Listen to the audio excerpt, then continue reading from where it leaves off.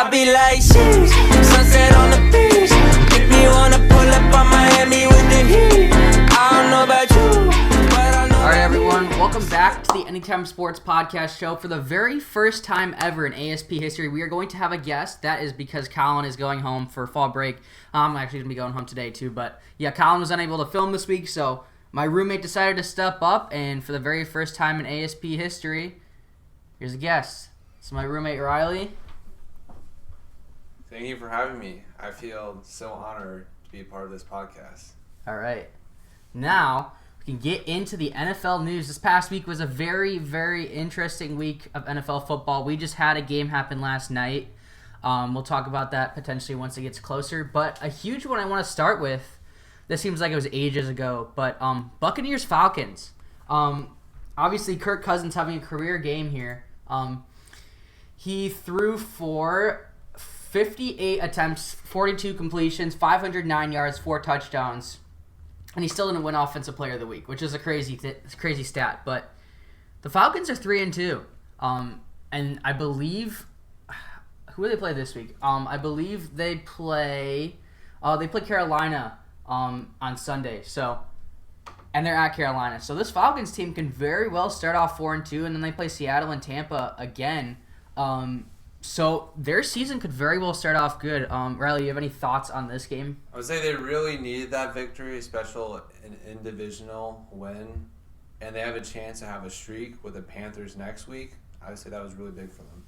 Yeah, I would agree on that. Let's skip to the next game in the slate.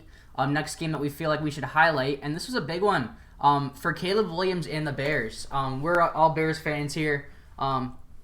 Caleb Williams was 20 for 29, 304 yards, 2 touchdowns, no interceptions. As for the Panthers, Andy Dalton didn't look like what he did in his debut. At the same point, there's two ways you can go with this.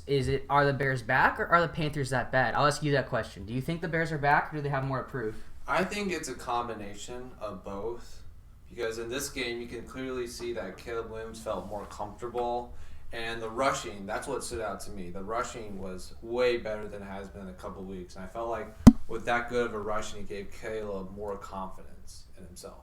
Yeah, I would agree too. And DJ Moore had a great game too. I know in the past couple of weeks he was complaining. He's like, oh, I'm not getting receptions, which is very well respectable for a receiver to do because you want receptions, especially if you just got the big contract. And as for DJ Moore, he got that this game.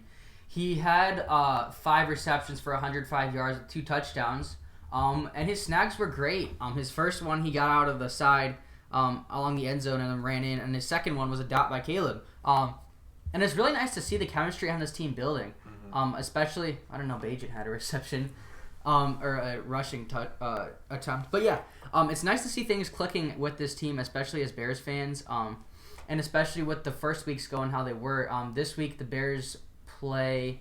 Who do they play this week? I believe in London. Yeah, they're in London. Duh. They play Jacksonville, so the Bears could very well also start off 4-2.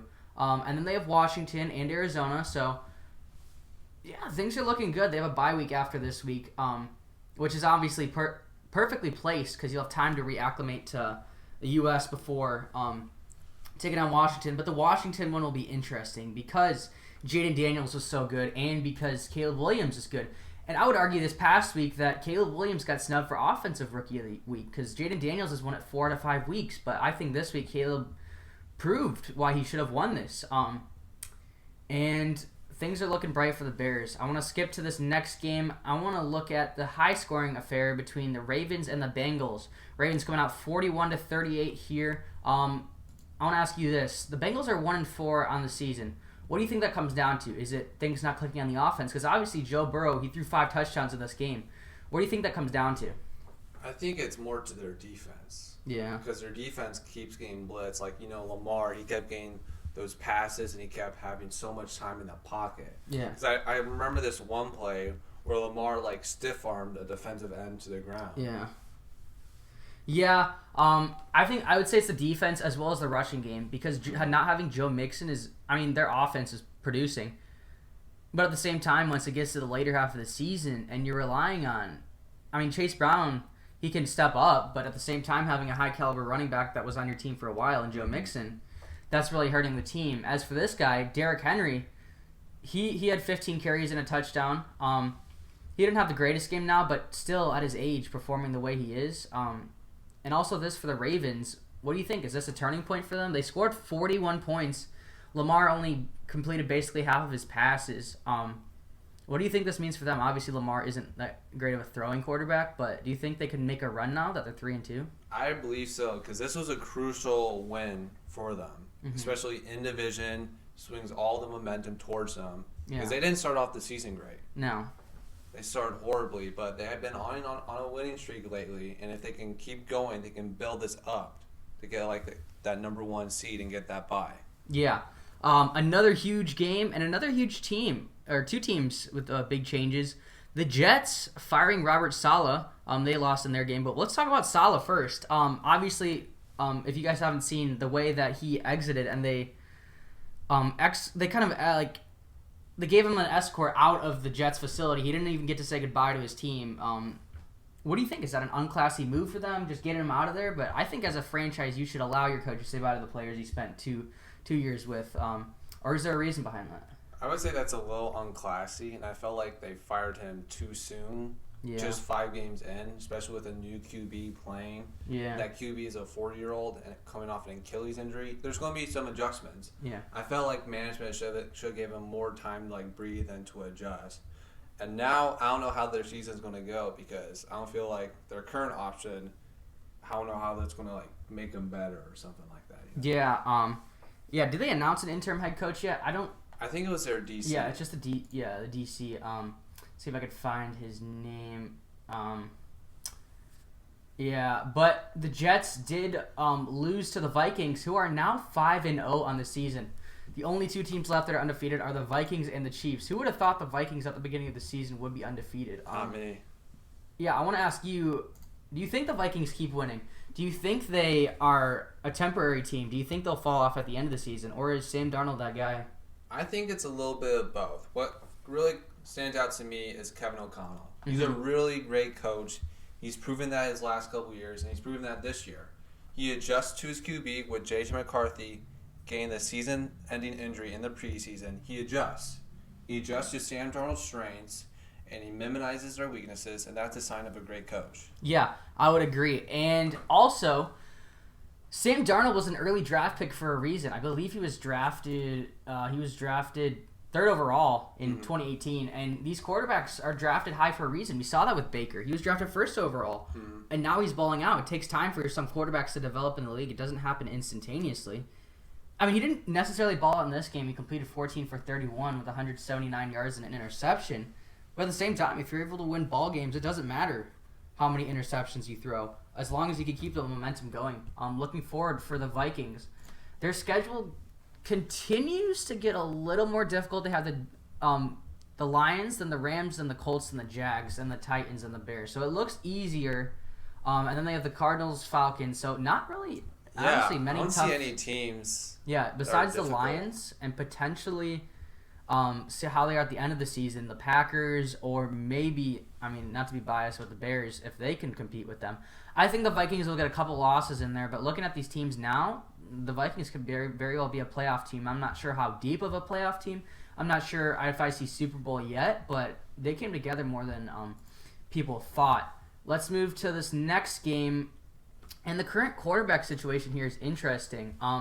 With the Dolphins and the Patriots announced during the week that Drake May is going to start on Sunday against who the Patriots play. The Texans, I believe. Yeah, Drake May is going to make his debut against the Texans. I remember seeing that clip of C.J. Stroud's if you're going to, do you have any words? Or a reporter asked him, do you have any words for a young guy making his first start? And then he's like, don't ball out this week. But I think that's a good move by the Patriots. They are 1-4, and at this point, I mean, you want to let your rookie sit behind. That's what the who did that? That's what the Chiefs did. Yeah, the Chiefs did with Mahomes, and then that's what the Niners were planning on doing with Trey Lance when he was sitting behind Jimmy G, but he never got his chance.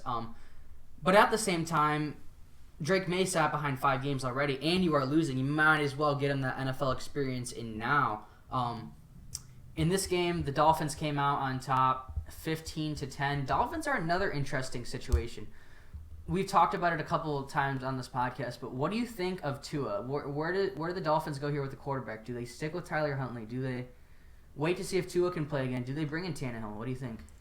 I think if they still think they have a season left, because we don't know, they might be a tanking team. But Yeah. if I'm trying to compete, I would go out and try to get Tannehill, or maybe check the waters on Bryce Young. Maybe try to revitalize his career. Yeah. They aren't completely out of it yet. They're 2-3. They aren't looking too shabby, but like you said, Bryce Young could be an option. He had one really great throw when they put him in at the end of the Bears game. He had like a great throw on the sidelines, and he has potential. He's just a little short guy. The Dolphins, they won week 1. They had 3 losses in a row and one against New England. Their schedule is all right. They have Indy, they have Arizona, Buffalo, Rams, Vegas. So there's some winnable games there if you want to still be a contender. Like you said, Tyler Huntley is a Pro Bowl quarterback. Yeah, we can see how he does because he threw an interception here. He was 18 for 31. He didn't play the greatest. And A-Chain's been banged up. Tyreek wants a trade. So things that the Dolphins are all over the place. And what do you think this means for Mike McDaniel? Is he in the hot seat right now? If the Dolphins have a bad season, do you think he's fired? I mean, he's kind of screwed over with this quarterback situation, but what do you think this means? It is an interesting situation, especially with the Tua situation. They signed him just to a big contract recently. Mm-hmm. Do they stick to him and stick with Mike McDaniel for another year, or do they just fire him and just like stick another coach to Tua? Yeah, and that's if Tua plays again. I mean, Mm-hmm. I haven't really seen many reports in his recovery yet. I know he's in the IR, so that's at least 4 weeks. Potentially the season, potentially 8 weeks. We could see him back, but like 4 concussions in a couple of years, that's rough, especially if you're him. So that'd be an interesting situation to keep an eye on because McDaniel is a good coach. We saw that last year. But at the same time, if a coach has a bad year, their job's in jeopardy. Just like with Salah. Yeah, that's what happened with Salah. Like they haven't had an outstanding year, but yeah. And I want to skip to this next game. The Jags picking up their very first win on the season. This one was in in Jacksonville. Trevor Lawrence was 28 for 34, 371 yards, 2 touchdowns. Seems like he's finally starting to get things cooking. Tank Bigsby, the leading rusher in this one, 13 carries, 101 yards. It's cool seeing them get some of these other running backs involved because ETN's been their go-to guy. This is another team I want to talk about, the Colts. I know being from Central Illinois, there's a good amount of Colts fans down here. And Joe Flacco, he was 33 for 44, 359 yards and 3 touchdowns. So I'd say he balled out, especially for a 40-year-old. Mm-hmm. Now, if you're this Colts team, what does this mean? Do you stick? Well, obviously you're sticking with Richardson, but he's so banged up. The Colts aren't out of it yet either. They're 2-3. This is an interesting situation here because Richardson, I'm not sure if he's going to play this week, but even when he has played, he has had some iffy moments. He has some questionable throws. I'm just wondering what the Colts will do if they compete for a playoff spot. Would you stick with Flacco, or would you try to get Anthony Richardson more experience? I think you just go with the flow. You got to trust the franchise. They're going to do what they're going to do, but I think Flacco is the guy. I mean, he's old, and you want to get Richardson that experience, but the odds are the end of the day is if you want to win a game, if you want to go to the playoffs, you got to trust your guy that's winning games. So and another interesting point is if Joe Flacco keeps balling out and other teams call for trade offers, what's the price for Joe Flacco? I think, especially, I mean, he's a 1-year guy, and he could potentially retire after this season too because he's 40 and he has a ring. He has the end of the career. He won Comeback Player of the Year last year. We'll get more on that in a second. But yeah, I think if potentially the Dolphins call for him, team that needs a quarterback, or reunion with the Browns, because Deshaun is not doing too good. I think you accept the trade. I think you take the trade offer because Anthony Richardson, he's an athlete. He just gets hurt so bad and so much. But as the Colts, this is the guy that's winning games. Would you want to get rid of Joe Flacco for the right price? I think the right price would be a 4th-round pick, potentially a 3rd-round pick for him, which is a good exchange because you're going to get rid of him at the end of the season for nothing. It just depends how much you trust your other guy. And one thing we were talking about last week on the podcast, I want to ask you, is what do you think of the Comeback Player of the Year award? Because we were saying it's kind of like it's kind of a bogus thing because there's should be comeback player of the year and a player that like came back from being trash because like Damar Hamlin literally came back from injury and Joe Flacco just came back from being trash. Like there should be two separate. I think there should be two separate like awards kind of because you can compete Joe Flacco with Damar Hamlin, but this dude literally died and then Joe Flacco just balled out. So yeah, what do you think on that? Because there should be like two separate ones. I agree. It should be separate one because like last year I thought it was going to be Damar Hamlin, but like if you like look into logistics of comeback player of the year, Joe Flacco did deserve that award because he had many years of mediocrity, and then he comes back and balls out, and so I would agree that he won the award. Yeah. Yeah, I'd say that too. I just think there should be two separate ones, just like for a player that literally like say Brian Robinson, he got shot in the leg, or like maybe Ricky Pearsall, he does bad and then he comes back and he plays and he scores like 12 touchdowns for the rest of the year. Then he would win comeback player of the year because he literally got shot and then came back and won.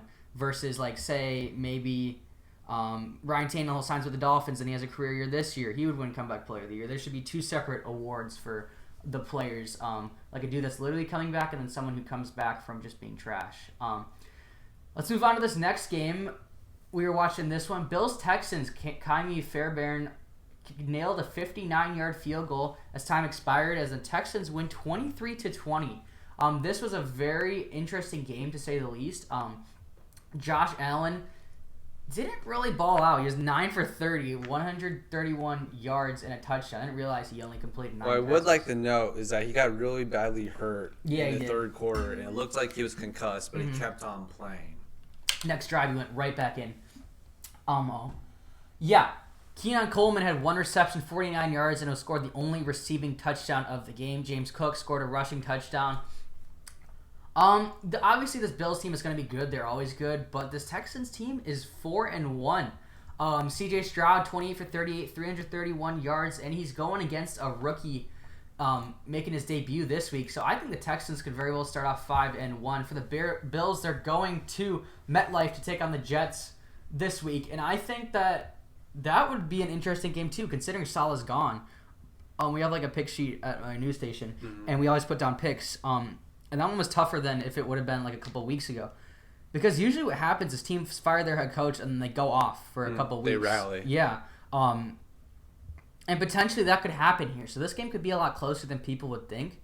Especially maybe Rodgers and Salah had like beef. There was like clips of them like pushing each other, like refusing to talk, or and this could be what Rodgers need maybe. Maybe he was bringing him down, or maybe he needs more mushrooms. But yeah, I think yeah, Houston had a good game here. Stephon Diggs had 6 receptions, 82 yards. Nico Collins had 2 receptions, 78 yards with a 67 long and a touchdown. That was the long bomb by C.J. Stroud.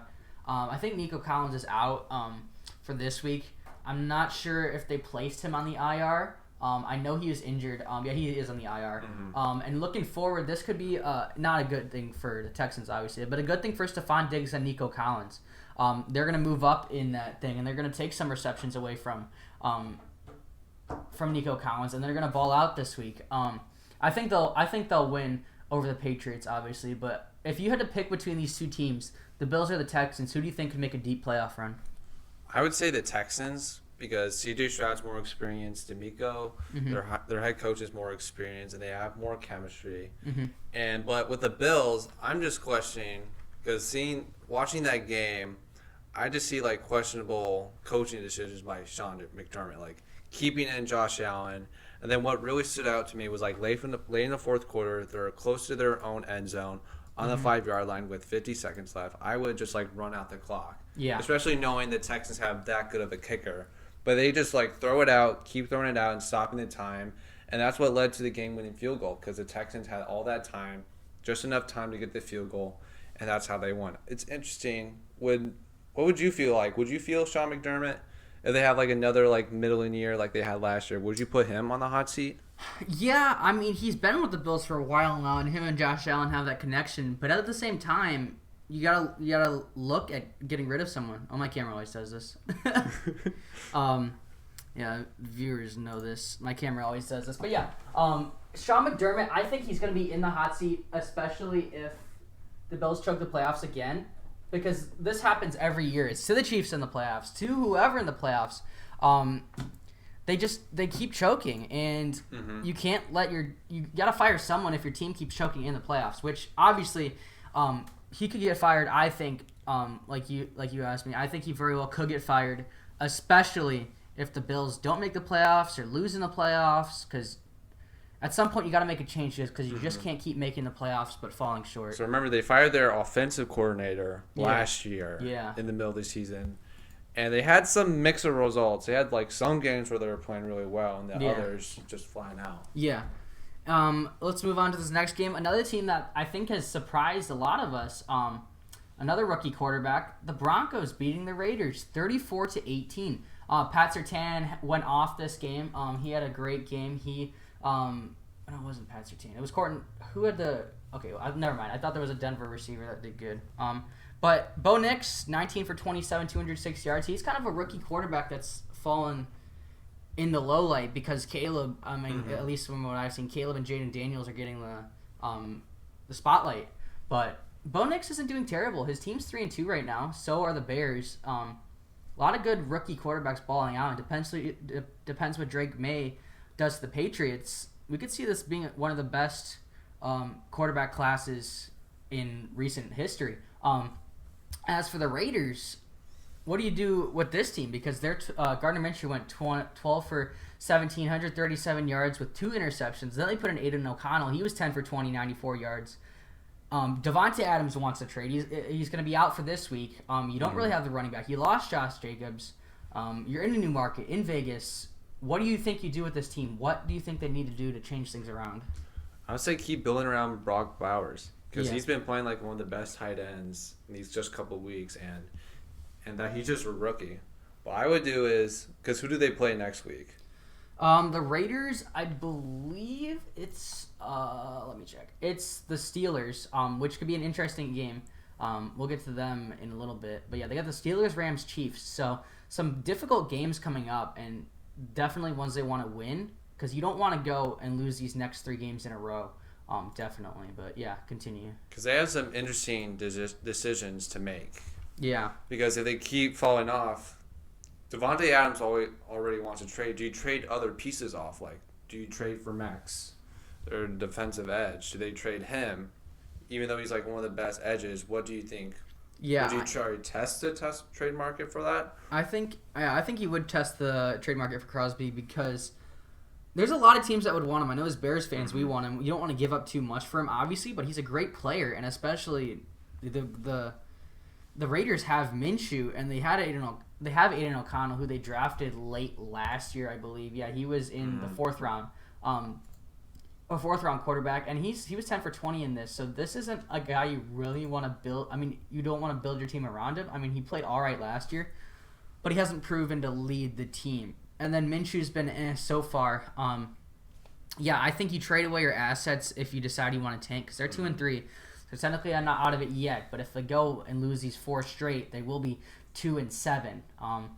So yeah, you don't want to. Yeah, you really want to just like start keeping that in the back of your head. Let's look at this. The Cardinals pulling out the upset. This team they faced just won last night, but the Cardinals beat the 49ers 24-23 in a close game. Kyler Murray, he threw 19 for 30, 195 yards. We've talked about it on this podcast before, but they need to get Marvin Harrison Jr. more involved. He had 2 receptions for 36 yards, but this win was by 1. This win was close. They rallied in the 4th quarter, scored 11 points. But at the same time, you need to get your guy you went out and got in the 1st round. You need to get your number 1 round receiver involved. Michael Wilson, we talked about this before. Michael Wilson, he's been with Kyler for a little bit, so they have that chemistry. Trey McBride has been there for over a year. Marvin Harrison, I get he's new, but you need to get him involved, because we saw how well they did once they got him involved in that game where he balled out. Because this game, you could win by a lot more, especially if you get him involved. As for the Niners, Purdy was 19 for 35, 244 yards with 2 interceptions. Jordan Mason had 14 carries for 89 yards. And Brandon Ayuk had 8 receptions for 147 yards. Deebo only had 1 reception for 11 yards. So that's another guy that the Niners need to get involved. And Kittle, he balled out last night. We'll get to that later. Kittle had 8 receptions, 64 yards in this one. This is another thing. I'm going to ask you, what do you think of the Niners? Because after they're 3-3 now, but after this game they're 2-3, and for a playoff team and a Super Bowl team last year, what does this mean? It means a lot. Because especially losing to an in-division rival, they could have won this game and started a streak because they won last night against the Seahawks.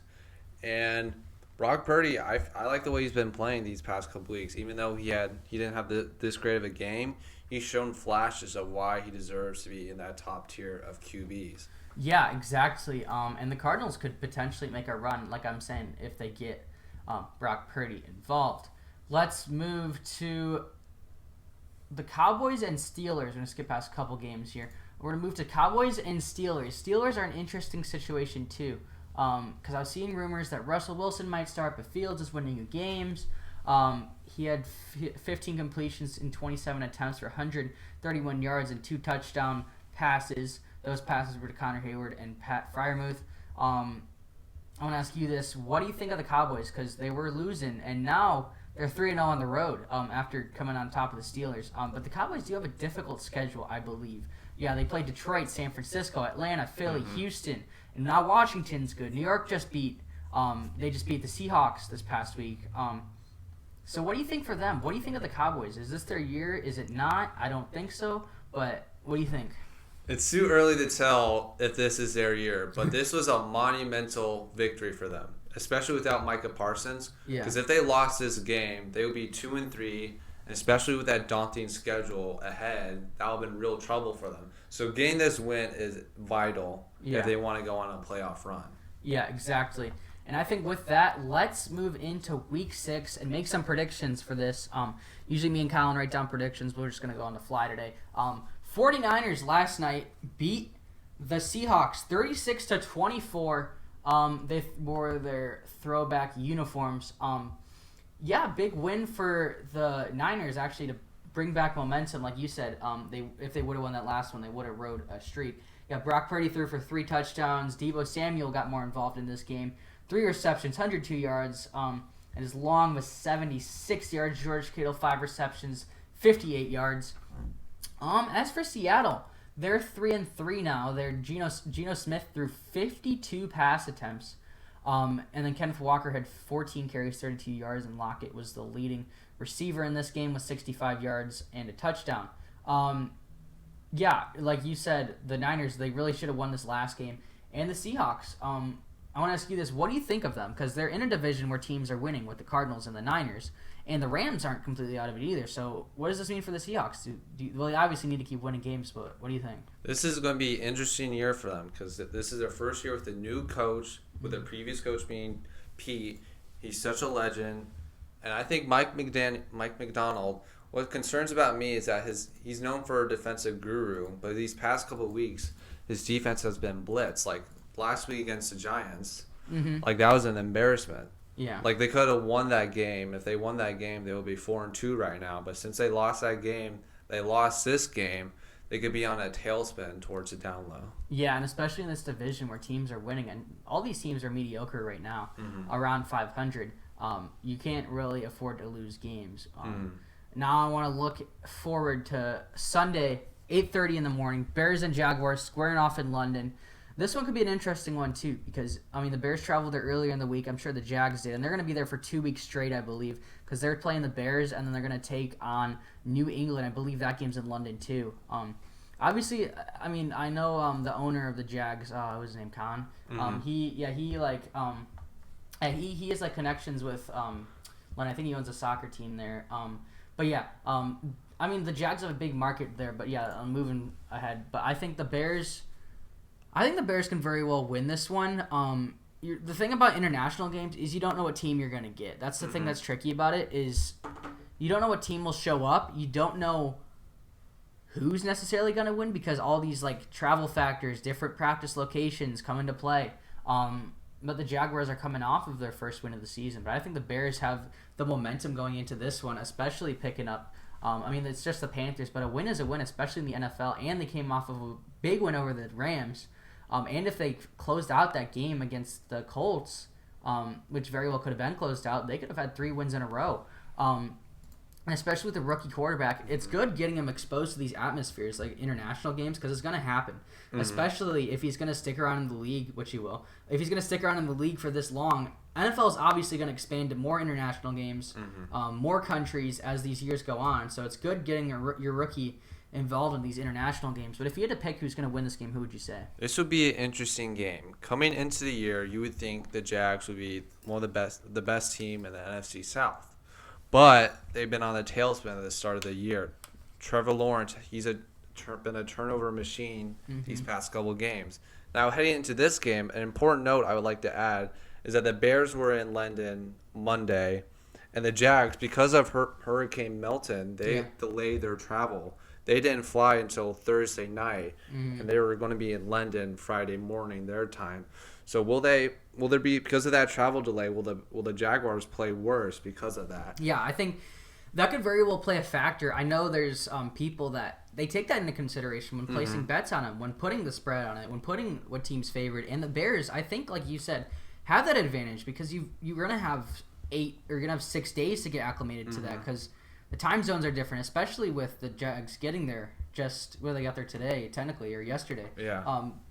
And it takes a couple of days to get adjusted, and then the Bears have had practice there, adjusting to the elevation isn't too bad, but adjusting to the new air conditions and adjusting to the new time zone and stuff. So they have that advantage logistically, and then the thing that'll come down to is if they have the better team, because that defense has been great recently.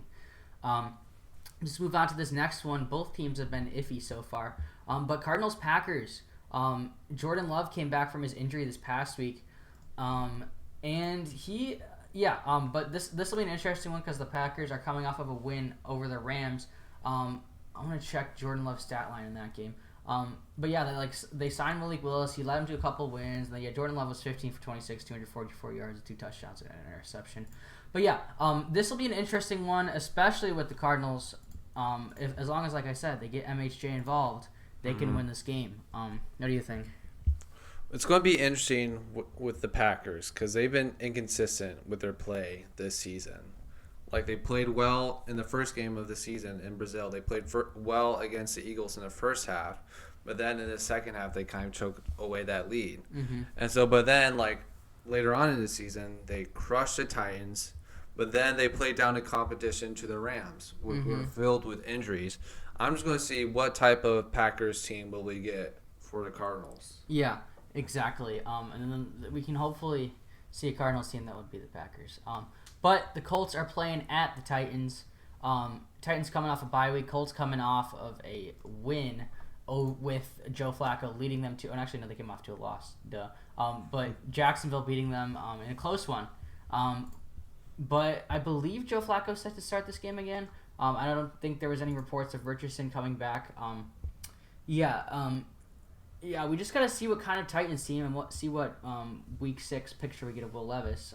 But, yeah, the odds of this one are slightly favored to the Colts. And I think that would be accurate considering if it doesn't say he's not on the IR, Anthony Richardson, so he could potentially play this week.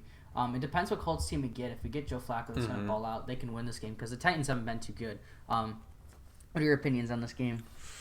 It's going to be interesting because Will Levis has not played well this season. And if the Titans keep losing games, do they draft a QB in this draft, or they still try to stick with Levis? Yeah, that's an interesting one, too, because Levis was also a later pick in that draft. And it was kind of like a forced pick in a way because the Titans needed a quarterback. They had Malik Willis. They're like, he's not the guy, so they force picked Levis. He probably obviously isn't the guy they wanted. And this next coming up draft is going to have good quarterbacks in it, from Quinn Ewers to Shedeur Sanders, Joe Milton, Carson Beck. A lot of good college quarterbacks coming into it. And then the year after, you're going to get Arch Manning. You're going to get Joe Milton. You're going to get that Tennessee quarterback, Nico. Yeah, you're going to get some of these stars coming into the league. So this is where teams need to say, hey, are we going to stick with the guys we have, or are we going to start picking up some of these good college quarterbacks that are coming in? But let's move on to this next game. Texans-Patriots, Drake May making his debut, as we mentioned earlier. I think this one is going to be the Texans, considering they have that momentum going. Drake May is going to have the rookie jitters unless he's just going to come in absolutely balled out. But yeah, Houston's favored in this one. What do you think? I would agree that the Texans are going to win this game, especially against a rookie QB. You saw how good that defense played against Caleb Williams. Yeah. I feel like they're going to pounce on Drake May because I feel like the Patriots are rushing him. They should have had him debut against an easier defense. Yeah. Especially against the Texans with DeMeco Ryans, who's known as a defensive coach. Mm-hmm. So the Texans, they're going to win big, I predict here. Yeah, I believe so too. Moving on to this, the Bucs traveled to New Orleans earlier in the week due to Milton, but the Bucs play the Saints. This one will also be an interesting one. I think the Bucs will be out for it. They're going to be mad about Milton. They're going to want to take out the Saints. With that anger, I think the Bucs, they're going to keep it rolling. They are 1-1 on the road, and the Saints are 1-1 at home. The Bucs are coming off of a loss to Atlanta. That's kind of a heartbreaking loss, but they kind of have a difficult schedule coming up. They have New Orleans, they have Baltimore, and then back versus Atlanta. And then you have Kansas City and San Fran. So they got a difficult schedule coming up too. But I think if this Bucs team can put stuff together, we know Mike Evans is all reliable. I think the Bucs can very well be a playoff team as long as they can get cooking. Who do you think will win this game? Well, this is a really important game because this is interdivisional. And then the Buccaneers, they have a really tough schedule coming up. I don't know the Saints schedule coming up. But with the Saints being at 2-3, if they lose this, they're going to be 2-4, and that's going to be a tough hole to come back. Yeah, the Saints started off the season with 2 wins in a row, especially that huge win over Dallas, and now they're riding a 3-game losing streak. They lost to Philly, who's been end of the season. They lost to Atlanta and lost to KC. Those 2 are difficult games. But then you play Tampa. Denver's a winnable game. LA's a winnable game. Carolina's a winnable game. Then you play Atlanta again. Then Cleveland, which is winnable. So they have an easier schedule. But coming down to the final edge of the season, they have the Packers in Washington. But then they play Tampa in the final game of the regular season. The Saints, we saw, can win games, but also one big thing to take into consideration is Derek Carr. I believe they put him on the IR. I don't know if they... No, he's doubtful for this game. He's not on the IR, but he's week to week. And Spencer Rattler's going to get the start, which is especially another reason that I think that the Bucs can win this. But, like I was saying earlier, if Drake May and Rattler both ball out, then that's 5 rookies this year that have balled out. But yeah, I don't think that Rattler's going to come off to it. I mean, he'll be good, maybe. But he was a late-round draft pick, and he's starting his first game against a high-caliber Bucs team. So I think the Bucs will win this one. Moving on to the next, Eagles coming off of a bye week, taking on the Browns. I think this one is the Eagles. They're favored 9.5. What do you think? This should be, going into it, should be an Eagles win, especially with how bad the Browns have been playing on both sides of the ball. Yeah. But the Eagles, they have a habit of playing down to competition. Yeah. And the Browns, they're desperate for a victory because if they lose this game, they'll be 1-5. It'll be really hard to come back from that and make the playoffs. Yeah. And one thing I want to touch on, or I want to talk about, is this Browns team. If you do tank and you lose this game and then you fall into that rabbit hole losing games, say you're 1-10, what does that mean?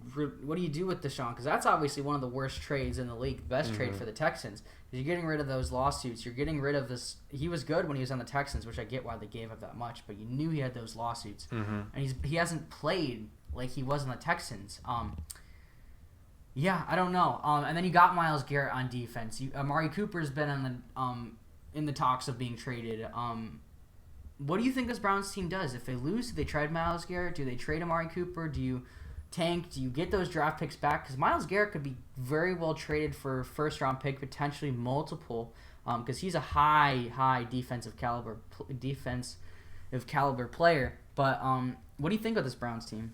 What I would do with the Browns, if they keep on losing, I would tank and do what the Broncos did with Russell Wilson, is release Deshaun Watson, get that cancer out of the locker room, and just eat that dead money. Yeah, you do that, and then you could just let Jameson ball out for the rest of the season, which he's been all right. When he hasn't had really much like potential starts in a while, and I'd like to see him play again. And he could probably lead this Browns team to more wins than Deshaun can. But like you said, get him out of there, cut him, eat the money, and then because I guarantee he's a locker room cancer and all that kind of stuff, especially with the cases bouncing around. Another big game coming up this week. Commanders and Ravens. Commanders are 4-1 in the season, which is very unexpected. from a lot of us, especially with a rookie quarterback and it being a retirement home. But the Ravens didn't start off too good on the season. Looks like they're starting to get their stuff back together, especially with Derrick Henry playing the way he has. But who would you think is going to win this one? This will be an interesting game because the Commanders, I don't know who they've been playing, but they had gone to a great start with Jaden Daniels playing well, potentially creating a rivalry with him and Caleb Williams, as they both have been playing great games, winning Rookie of the Week. It'll be interesting because the Ravens, they've been getting a winning streak too, and I'm interested in how that defense will game plan against Jaden Daniels. Yeah, and in this game, Baltimore is favored, and that's who I'd have to pick to win this one. I think Jaden Daniels is going to struggle, but I think Derrick Henry is going to run all over this Commanders defense. Yeah, and I want to move on to this next game. I think that Chargers-Broncos could be an interesting one. Bo Nix facing Justin Herbert for the first time in a division rivalry. We can get past this one pretty quick, but I think that the Broncos will win this one. I think that Bo Nix will ball out at home. I think that the Broncos will figure out some of their little kinks and will beat the Chargers because the Chargers have been so far this year. What do you think is going to win this? I think the Chargers will win this game. Yeah. Coming off a bye, the Broncos they have some injuries. The Chargers need this win, if they want to get a playoff spot. Yeah. All right, let's move on to this next one. Steelers and Raiders. Both these teams we were talking about earlier. Justin Fields getting potentially the start. We don't know if it's going to be Russ. We don't know what they're going to do. We don't know what they're doing with their quarterback situation, but they're winning games. That's all that matters. I think this one is a big test for this Raiders franchise because you drop to 2-4, you can very well drop to 2-7, especially with your schedule and especially with your team in jeopardy. What do? Do you fire your coach? Do you stick with Aiden O'Connell? Do you draft a quarterback? Do you trade away the assets? Yeah, I think they'll trade away Max Crosby if they tank. And then obviously there's not really any offensive assets you can trade away besides Devontae. But if you trade away Devontae and you trade away Max Crosby, you can get a good haul for both those guys. Who do you think is going to win this, and what do you think that the Raiders will do if they lose and keep going forward? I think the Steelers will win this game. It'll be a close game because all Steelers fans have been saying is that they want to get Justin some weapons. It reminds me of Bears fans saying to get Justin weapons. Yeah. And so I feel like the Steelers will win this game. They'll be 4-2. They'll be primed for a playoff spot. And then the Raiders, they'll be 2-4. And it'll be harder to make the playoffs. So I feel like if the Raiders, they keep on losing, I would trade away assets and try to tank for a better QB because I don't think Minshew or O'Connell is the answer. Yeah, I would agree too. And let's move on to this next game. Two teams that play on Thanksgiving, not against each other but simultaneously. The Lions and Cowboys. This one for the Cowboys would need to win this. I think to keep that momentum because they had a rough start. Now they're starting to win games, but they're 0-2 at home. You want to pick up your first home win on the season. The Lions are 3-1. They're also on a roll. I think that the Lions are going to win this one. I think the Cowboys are going to continue their home struggles, but I think this will be closer than many people think. I think this is going to be a toss-up because the Cowboys, they need this win to prove to people that they aren't frauds. Yeah. Especially losing to the Saints earlier in the year. And if I had to guess, I guess the Lions would win, especially with Micah Parsons' status in the air. The Lions could just rush up with Gibbs and Montgomery. Yeah. And the Lions are going to win. Yeah. I don't think we need to talk about this next one, Falcons-Panthers. I think we both think the Falcons are going to win with Kirk Cousins balling out. Bengals-Giants. This one could be more interesting than people think. Both these teams have struggled so far in the season. The Giants are coming off a big win over the Seahawks. In this one, Cincinnati is favored, and that's who I think I'll pick to win because I think as long as the Giants have Daniel Jones as their quarterback, they're not going to be a lock to win a game unless they're playing the Panthers or something like that Germany game. But yeah, I think the Bengals are going to win this one. Who do you think you got? Yeah, this is a must-win for the Bengals because if they lose this game, they're 1-5.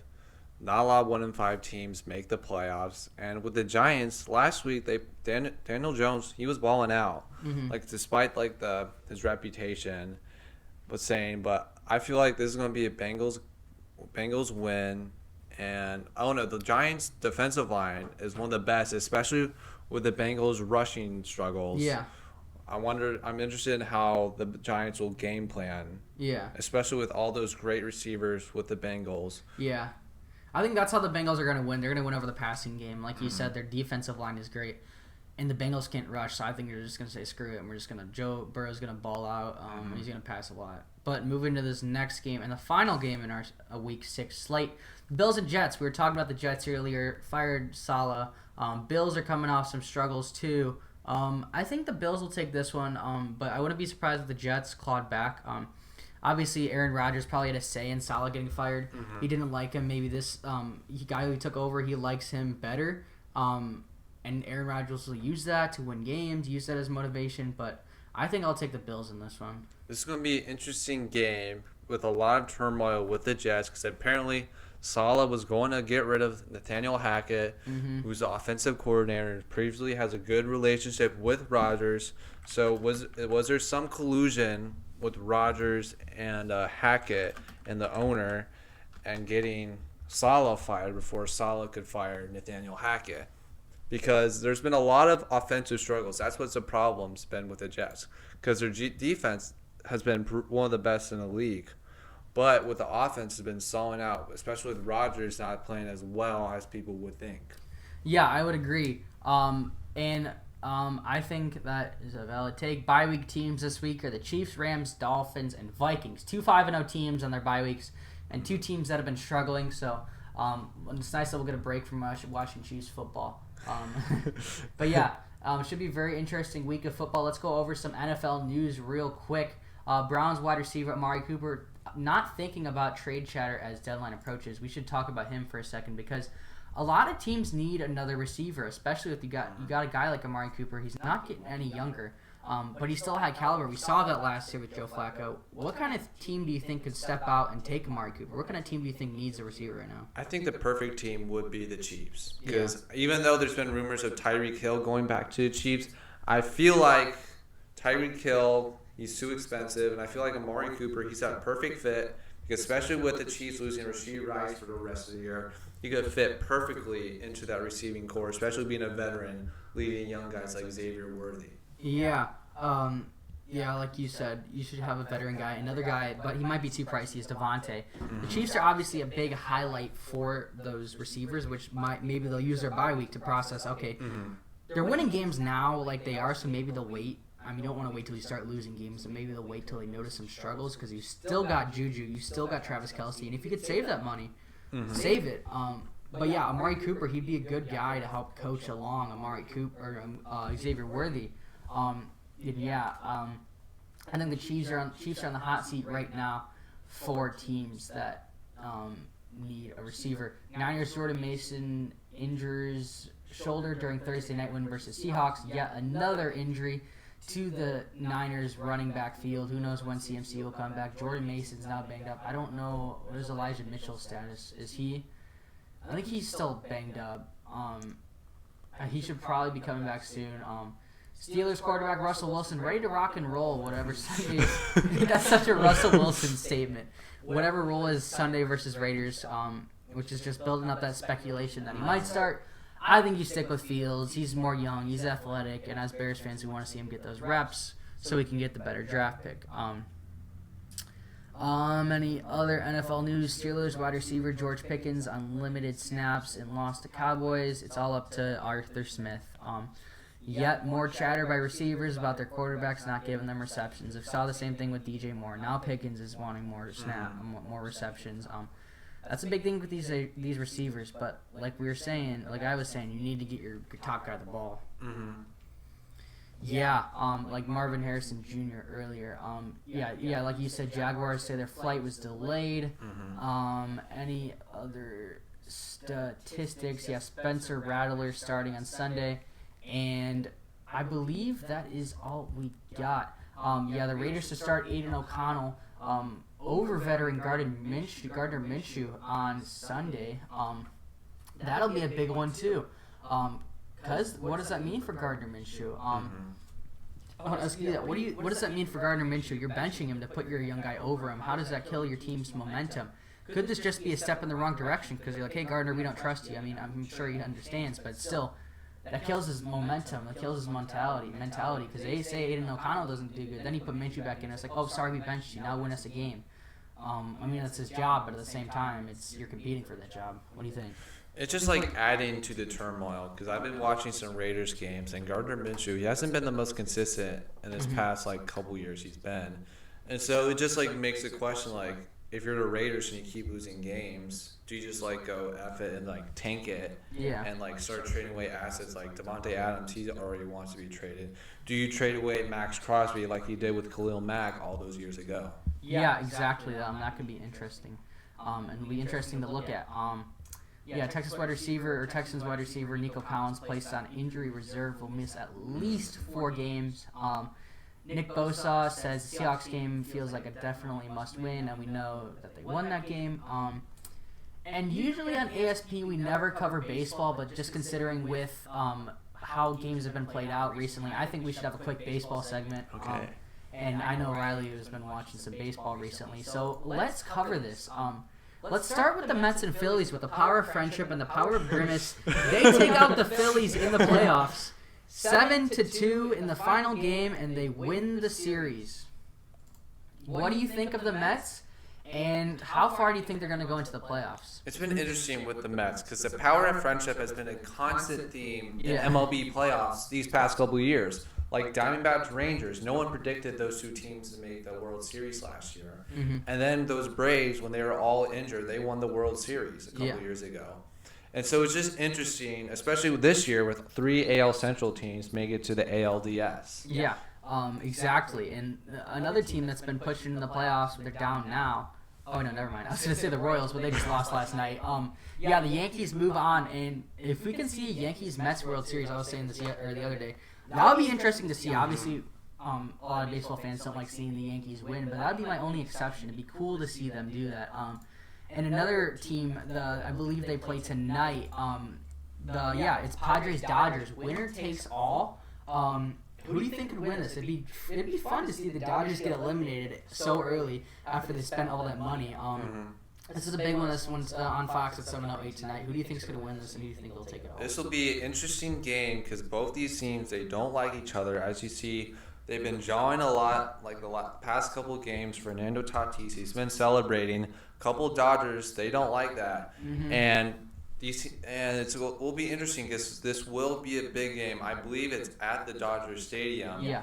And so especially with that situation I believe Game 1, where a fan threw a baseball on the field while the Padres were on the field. It'll be interesting, especially in that environment, how the Padres will respond, especially losing the other day when the Dodgers put out a bullpen day.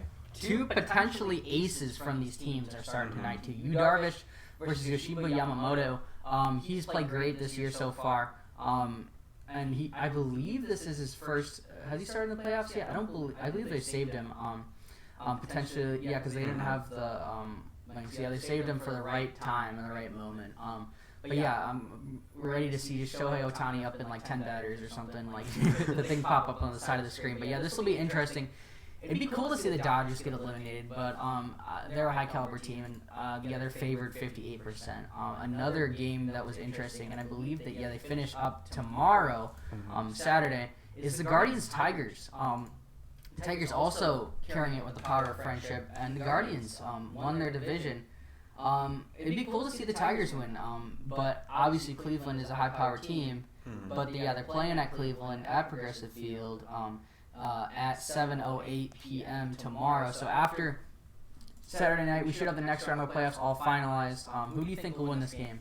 This will be an interesting game because the Guardians, they have great pitchers, but in the batting line, the only standout is Jose Ramirez. Yeah. And Jose Ramirez, he is a good hitter. He's one of the best in the league and a potential MVP candidate. But with the Tigers, they've been on a hot streak, especially this past August. Standout players like Trey Sweeney's been playing well recently. But I believe the Guardians will pull this out at home, in front of Progressive Field, in front of Flo. Yeah. This will be an exciting game. I can't wait to watch it. Yeah, I think the Guardians will win this too, but I'd like to see the Tigers win. And then the winner of the Dodgers and Padres will play the Mets. So the Mets will have a tough competition coming up. But I think they could win it with the power of Grimace again. But yeah, if the Dodgers or Padres move on, they'll play the Mets, and whoever wins the Guardians Tigers will play the Yankees. So that'll be a tricky one too. Obviously, Aaron Judge has disappeared in the playoffs. But this will be an interesting one to see because we could see a Mets-Yankees World Series. We could see a Tigers-Mets World Series. We could see a Padres-Tigers World Series. A random World Series, to say the least. If you would ask me in the beginning of the year who would be in the World Series, I wouldn't give you any of these teams besides the Dodgers, probably. But it should be interesting to watch moving forward in the playoffs. We've got a lot of playoff baseball ahead of us. It should go on for a long time. Yeah, all the way till basically the end of November. Playoff baseball is awesome. Or the beginning of November. Playoff baseball is awesome. Great time for baseball, great time for football. Hopefully everyone's fantasy teams are set up for this week. Make sure to adjust your lineups if you're going to do it. If you'd like to see anything else on ASP, if you'd like to see us cover more baseball, if you'd like to see, like Riley again, if you'd like to see more guests, we can do that. We can have Colin on with Riley and we can ask him more questions. Did you enjoy being on the podcast, Riley? I enjoyed being on my first podcast. I feel honored to be on this. Yeah. Thank you for having me. Our very first guest, and thank you for your insight. ASP will be back next week. Hopefully everyone's fantasy teams do good. Hopefully you watch some interesting football. Hopefully you watch some interesting baseball, playoff baseball. So everyone have a good weekend. See you next week. Yeah, sun shining, 24/7, clouds floating. Wait, is this heaven? Didn't even die to get here, yeah. Looking from the top, it's so clear, yeah.